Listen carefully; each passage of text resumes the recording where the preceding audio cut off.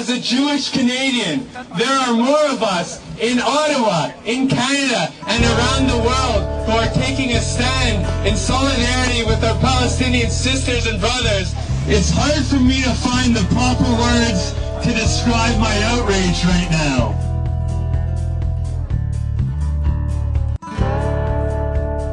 Is it the fact that Israel has created the world's largest open-air prison in the Gaza Strip?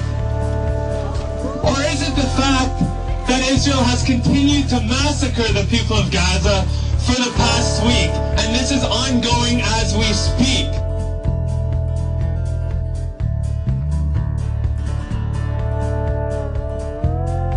Maybe what I'm most angry about is the fact that Israel's bragging to the world about how effective their propaganda campaign has been to legitimize these massacres.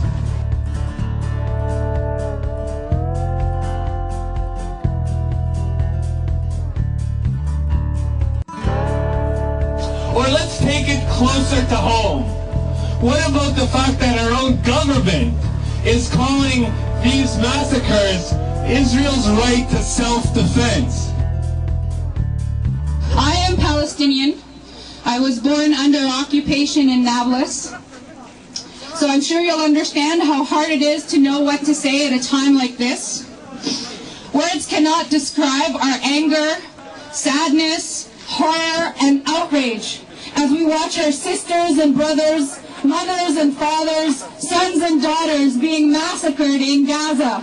It's really important to be here all together with the people of the world, to say no to this war, to say yes to peace, to all the world. At our last convention, we adopt a resolution to support the boycott, the divestment, and sanction against the Israeli apartheid government. The Gazans and all Palestinians and all people of good faith around the world will continue to stand for justice and for the justice of international law under Articles 146 and 147 of the 4th Geneva Convention, regardless of what they say in this building, regardless of what they say in Washington or The Hague.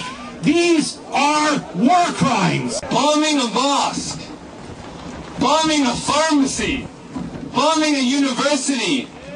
In what twisted world is this self-defense? Why is it considered anti-Semitic to oppose Israel's massacres? On behalf of Independent Jewish Voices, representing many of the Jews across Canada who support peace and justice, I condemn the Israeli massacre of the people of Gaza.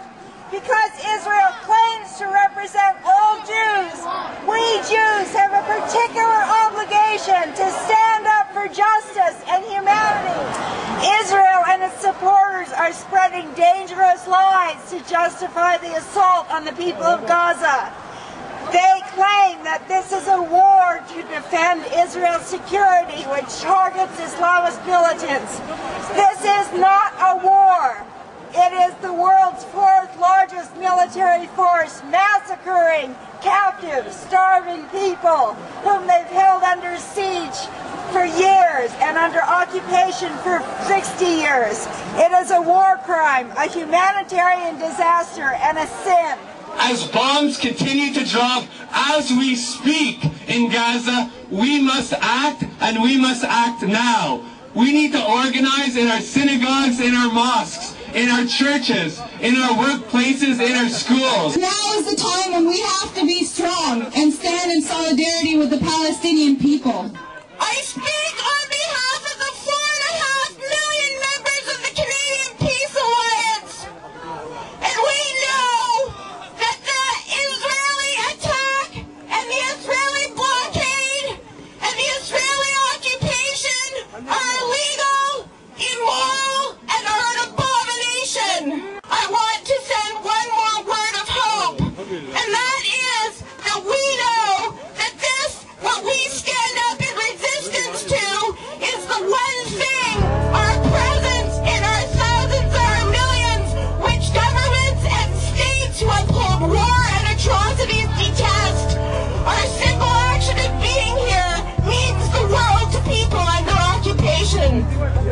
me how it is that I dare to take a side. You say I loathe myself, pointing out that you have lied.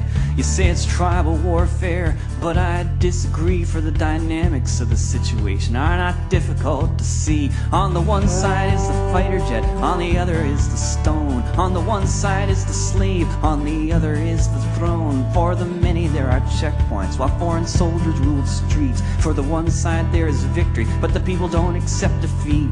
The word you need to know is occupation, the very definition of a land without a nation. And if peace is what you're after, then let us not deceive. It'll come on the day the tanks return to Tel Aviv.